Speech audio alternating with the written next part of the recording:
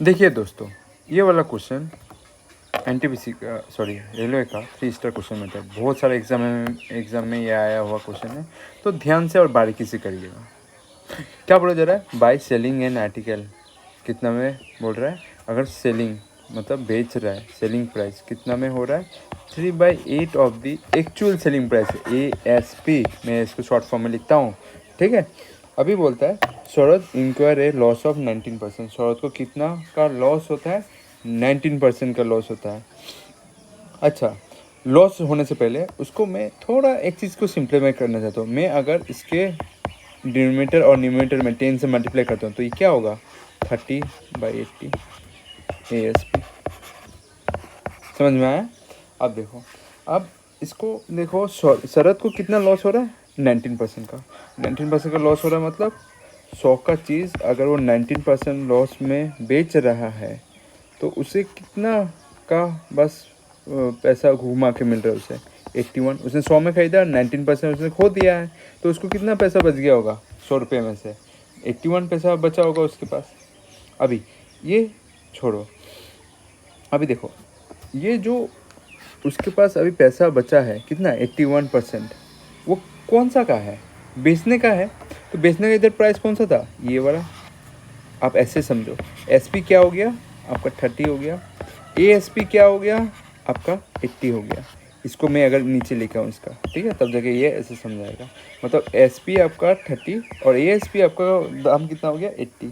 तो अभी देखो, अगर वो ये SP2, हाँ, ये क्या निकलेगा? SP1। पहला वाला कंडीशन के हिसाब, पहला वाला केस में क्या हो रहा है? अगर उसे लॉस हो रहा है 19% का, तो लॉस होगा मतलब किस में लॉस होगा? सेलिंग प्राइस में, बेचने के बाद लॉस होगा, ठीक है। तो इफ़ ही इंक्वायर लॉस 19% उसको लॉस हो रहा है, तो लॉस जब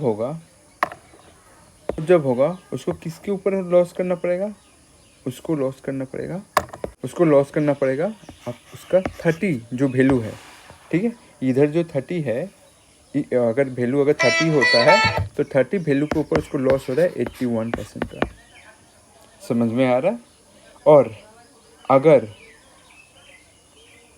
अगर हम लोग ये पहला वाला कंडीशन के हिसाब से, ठीक है, तो वो 30 का जब बेचता है तो उसे लॉस होकर उसे कितना परसेंटेज का बस मिलता है? 81% मिलता है।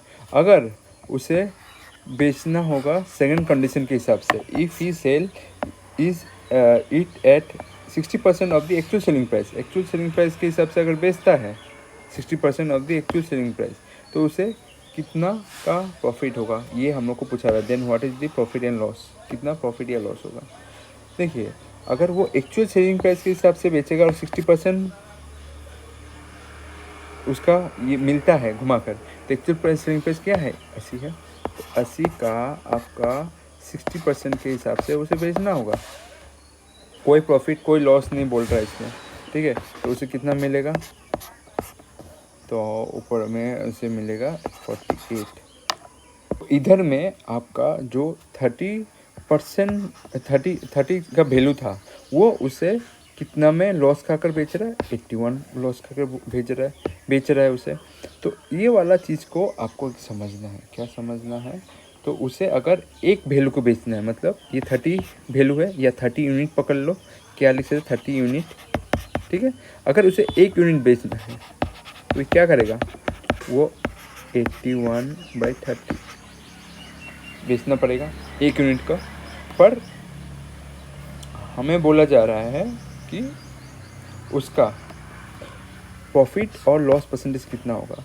तो उसे 1 यूनिट बेचने पे इतना का फ़ायदा या लॉस हो रहा है, पर हमें तो 48 भी बेचना है। जब उसको अगर वो 60% के हिसाब से बेच रहा है, तो आपको ये समझना है चीज़ को। तो परसेंटेज कितना होगा? परसेंटेज मैं ऐसे लिख देता हूँ, परसेंटेज कितना होगा? 81/30 मल्टीप्लाई बाई 48, ठीक है। तो ये कितना होगा आपका? निकलेगा आपका, देखो, ये तो आपको 3 से काट दो, 3 से कितना 3 बार बन जाएगा, 3 से कितना बार बन जाएगा? आई थिंक 3 2 27 में जाएगा। और बाकी आप काट सकते हो ये वाला तो आपका 2 से नहीं, 4 से भी नहीं, 2 से जाएगा। देखो 2 से कितना हुआ, 2 2 जा, 2 4 जा, 2 5 जा होता है। ठीक है, अब ऐसे कर सकते हो, नहीं तो और थोड़ा सा कैलकुलेशन को आप ठीक कर सकते थे। कैसे कर सकते थे, अगर मैं 6 से काट दूँ, 6 8 जा, 6 5 जा, ऐसे भी हो सकता था। तो फटाफट हो जाएगा आपका। क्या निकले 129.6, जो कि कॉस्ट प्राइस से कितना ज़्यादा। कॉस्ट प्राइस हम लोग ने पकड़ा था कितना, 100 हो सकता है कोई भी चीज़ का, इससे कितना ज़्यादा है 29%.6, जो कि ऑप्शन नंबर 3 में देखने को मिल रहा है। ये एक तरीका होता है मेथड नंबर 1।